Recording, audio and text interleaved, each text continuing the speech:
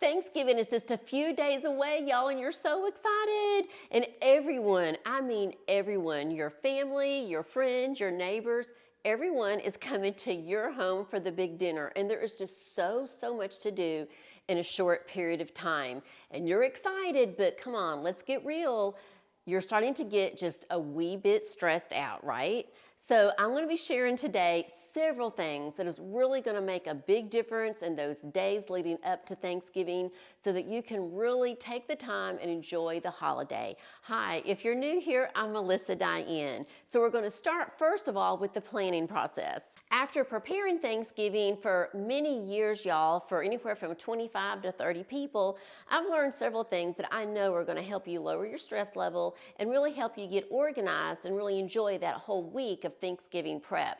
First of all, I want to show you a book that I have. And what I started doing many years back is I took all of my recipes, and these are recipes, I have them in other books also, but I copied everything that I might possibly use for either Thanksgiving or Christmas. And I put a copy of it in one notebook. So then when it gets close to Thanksgiving time, I can just go grab my Thanksgiving and Christmas book and I can open it up, and I know that any recipe that I might possibly want to cook during that event, it's right here and I don't have to go hunting for it. So the first thing I'm going to do, because as I'm filming this, I'm actually doing my prep this year for Thanksgiving. It's about 3 weeks away right now. So I'm doing it a little bit early since I'm filming, but I wanted to go ahead and actually just film exactly what I do when I'm getting ready for Thanksgiving. And so I'm going to go through this notebook really quick and pull out all the items that I believe I'm probably going to be cooking here in a few weeks. So I went ahead now and I pulled out all the recipes that I believe we're going to be using this year. And so I'll give you a snapshot real quickly of what we're going to be working with. So we've got some cornbread dressing. I've got some oyster dressing. This is really good. It's one of Jay's favorite. We got some sweet potatoes. We got some green bean casserole, corn casserole, broccoli casserole. It's actually broccoli and cheese casserole. A small thing of some garlic mashed potatoes in case some people don't want sweet potatoes. And then we've got some deviled eggs. So I know those are the main items that we'll have on the menu, along with, of course, the turkey. But the turkey I don't have in here because that's Jay's world. He handles the big turkey. Now, for appetizers, right now I'm just going to pull out some pigs in a blanket, some spicy sausage balls. I know for sure we'll do that. And then we need to have a dip. We got a dip for the sausage balls. We'll have a marshmallow fruit dip because we'll also do a fruit tray. We'll also do a cheese tray for the appetizers. And then we've got this, y'all, this dip right here. It's a holiday candied jalapeno dip. This is just awesome. I'm going to try to make sure I have all these recipes in a playlist for you and I can pop all that up at the end of the video. For desserts, I know for sure we're going to be doing a banana pudding. We have some friends bringing some desserts, so I think for me, probably a banana pudding. I probably will end up doing a pie or two, but I haven't decided for sure which ones. Now, for some other munchies, because we like to have lots of choices. My daughter always says, Mom, I want lots of choices. So I'm going to make a recipe I haven't made in a few years, and I love it. It's called a 7-layer cookie. It's like on a big cookie sheet. It's incredible. I'm also going to do some cranberry white chocolate chip macadamia cookies. Oh, they're just awesome. And I do have a video for that just went up a couple of weeks ago. Y'all, it's the best cookie in the world. I'm going to make candy corn bark. It's kind of something new that I tried right before Halloween. It's wonderful. And then, of course, Chex Mix. Okay, so those are our appetizers or munchies to be sitting around for, kind of the day before, the day after, etc. And then I also got a placeholder here for rolls because I like to make a special little roll. And then this recipe that I pulled out, it's not for necessarily Thanksgiving Day, but if you have people come into your house before Thanksgiving and they're going to be there after Thanksgiving, you need to go ahead, make life easier on yourself, and go ahead and make yourself up a really great, wonderful breakfast casserole that you can freeze that, make it a couple weeks ahead of time. So I've got that pulled out because I will make that. It'll be in, you can pull it out. It's just super easy to do. Now what I do after I have all my recipes is I lay them out on this counter, and I go ahead and I pull out some of my baking dishes just to make sure I have plenty of dishes for everything that I'm going to need. Now remember, this is a couple of weeks, maybe 2 to 3 weeks before Thanksgiving, but I like to lay everything out. And now what I'm going to do is I'm going to take you into the pantry, and what I do is I go ahead and I start to pull off everything I need for each of these recipes. That's how I know what I need to shop for. And then I go ahead and I just get a curbside order ready for H-E-B, our local grocery store, and I go ahead and I get all that in. And so let's head into the pantry. Now I just take, oh, there's Heidi, they were in the pantry. I just take each of my recipes, scoot back babies, and I come in here to the pantry and I just start shopping, and I just go through all of my shelves and I pull out everything, y'all, that I'm gonna need for each of these recipes. And then that's how I know what I need to shop for. We're doing really good. I went through all the recipes, I went in the pantry and I pulled out everything that I already have, put that with everything here, and then I make myself 2 different lists. I go ahead and I do a curbside order for all of the items that I can get that aren't perishable, but things that are going to go bad within a few days, I'll wait and get those right before Thanksgiving. So I have my curbside order here. That way I can get as much of it, y'all, as I can, and it's here and I don't have to worry with it. But then just last minute, like on Monday before, Thursday, Thanksgiving, I'll go and I'll pick up things like the eggs, some sweet potatoes, sour cream, there's some extra cheese, some broccoli, bananas, those types of things I will get just a few days before Thanksgiving. Now what I do is I take all the items like the canned goods, like the green beans, the chips, the cornbread mix, everything. I take all of that I have and I put it in here. So I have it all in a box and I can set this aside and it's ready to go. And then when my grocery order comes in that I'm going to do of all the non-perishable things, I put that in here and we're all set. Now, what I do after that is I take each of my recipes, and this does take a little bit of time, but y'all think about something. When you're doing all of your prep for Thanksgiving and you're doing all your recipes, what takes so much time is measuring out everything. Measuring out your flour and your sugar and your brown sugar if you're doing traditional Thanksgiving foods, and all your spices. It just takes a lot of time to do that for every single dish when you're doing it.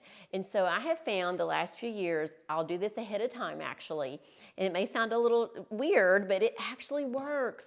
And so I take some time, either a couple of weeks before, maybe even just a week before, and I get all my spices. So like here on my cornbread dressing, I have my sugar, because there's some sugar in here. I got my sugar, I've got my pepper, red pepper, and paprika, and let's see, and also my parsley. I went ahead and I have it all in here. So I put all my spice mix in here. I've got it labeled, and I do that for every recipe, and I put it all together in here. And then, y'all, when it comes time to cook, it saves you so much time. So now I'm going to finish going through each one of these and getting all these made up, and I'll be right back. Okay, so here we are. Look, we've got all of these done, y'all. We got things for our cookies and for our sweet potatoes and for our dressing, everything. We got our flour and our sugars and our seasonings. Got little pretty things here that put on our pigs in the blanket. So we have all this done. Now I'm going to jump over and I'm going to show you what to do with your onions and your celery. So now I have all my celery all chopped up. And what I'm going to do is I'm going to take this and I'm going to put this in some little baggies. So I do this one of 2 ways. When I'm doing this, if I'm going to be using this within the next couple of weeks or 3 weeks or within the next month, then I don't worry with vacuum sealing it and labeling it with a date. So for these, we're just going to put them in some baggies and we're going to freeze them because we're going to use this in about a week and a half or 2 weeks. If this is something that I'm not going to use for a good while, then I will take it like this. I'll vacuum seal it, and then I'll put it in the freezer this way. And I'll put the date on there and the amount like I did this one. This one I did way back in May, and y'all, now it's November. But whenever I want to use this, all I have to do is thaw it out, and it is ready to go. The flavor is still fantastic. You can put it in your skillet and saute it. It just saves you so much time. So I always try to have a lot of this, or at least several of them, in the freezer. Today I'm taking what I have chopped up though, and I'm putting these in baggies, labeling them with about 2 cups. So I'm gonna put 2 cups on each one, because for most of my recipes, when I'm sauteing different things, it'll be about a 2-cup recipe. So let me now go ahead, get these all bagged up, and then I will see you as soon as I'm finished. So I have my celery all bagged up here. It came to exactly 6 cups. So I got 3 bags, and the easiest way to do this, make sure when you put them in your baggies that you flatten them out flat. So that way, when you put them in the freezer, you can stack a lot more. So here these are ready to go. We'll put these in the freezer, and now we're gonna jump to the onions. Okay, so we have our onions all chopped. They're all bagged up. There's 2 cups in each of these bags, so I've got 8 cups. Now, a quick little tip, when you thaw these out, take them out of the freezer, let them thaw out for about an hour or so. It's all it takes to get to room temperature, really.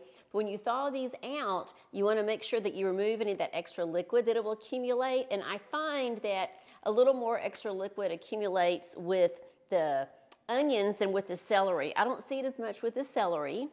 And then also, let me see,